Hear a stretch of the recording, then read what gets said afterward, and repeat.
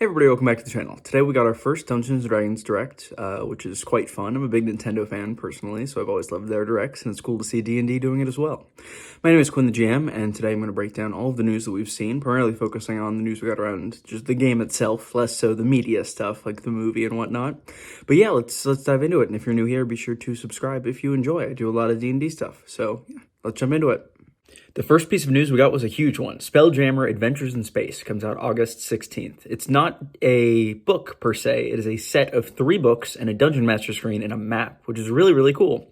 I assume it's going to be priced a little more highly than the normal adventure might, because it's 3 books in one, but let's take a look at what exactly those books are.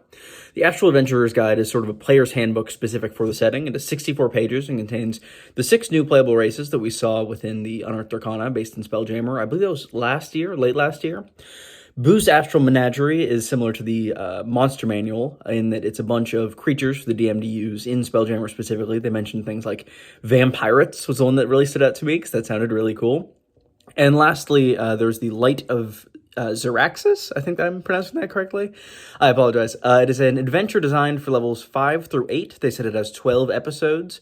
And it's really nice that this comes with both a set of monsters, an adventure, and a player's guide, as it gives the DM all the tools to either run a pre-made adventure or make their own within the kind of Astral Sea setting of Spelljammer. So yeah, I'm super excited for this. I've been really excited for Spelljammer for as long as I can have heard of it. And it actually comes out on my birthday, which I'm really looking forward to. So yeah, that was honestly probably my favorite announcement of the Direct.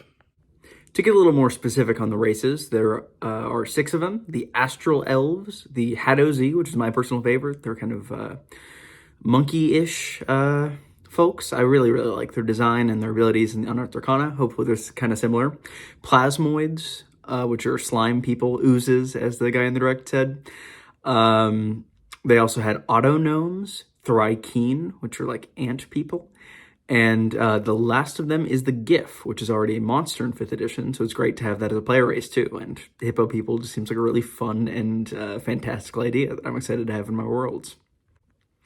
After the segment on Spelljammer, they went on to talk a bit about Baldur's Gate 3, and then talked more about the Journeys Through the Radiant Citadel, which is a book that they announced previously. It's coming out in a month or 2 here. I'm really looking forward to it. It sounds like a really interesting, unique group of worlds are being presented, all of which are brand new, and I'm really looking forward to seeing a lot of, hopefully, very creative ideas in there. So hopefully that turns out great, and I'm sure it will. Next up, they talked about some terrain and monster kits, which seemed really cool and really useful for DMs to have at the table.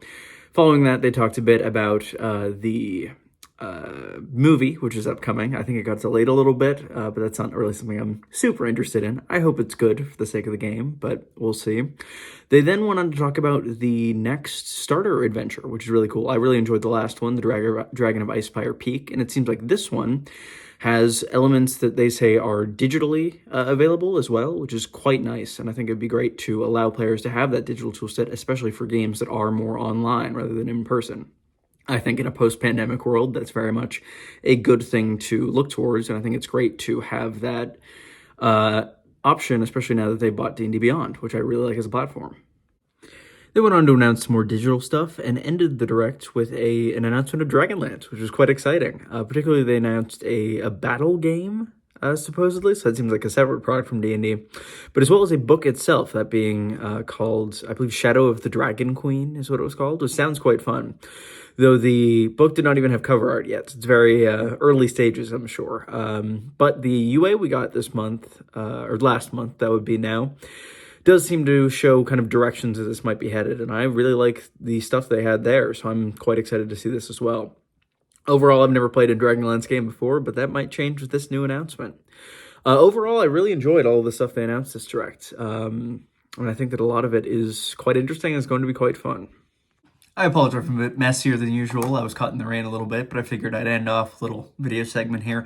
I think there were a ton of really cool announcements here today. Particularly, I'm really excited about Spelljammer and the new format that that's in. I think that it's a great idea to have all those resources present in one place, but it also makes it a lot better than just having a single book at the table. Like I've always had the issue, if I'm running a setting that has like races or classes or things the players are going to need to reference, I've always found it tricky to have to give them the book and not have them read certain sections of it to be careful. manual. And I think it's great to have that as an option, just to have multiple books. The DM could be looking at the monster manual type thing, like players could be looking at the Spacefaring Adventurer's Guide. So I thought that was really cool. If you enjoyed this, be sure to leave a like and subscribe. Comment what you think about all this, what you're most excited for. And yeah, I'll see you all soon. Thank you all for watching.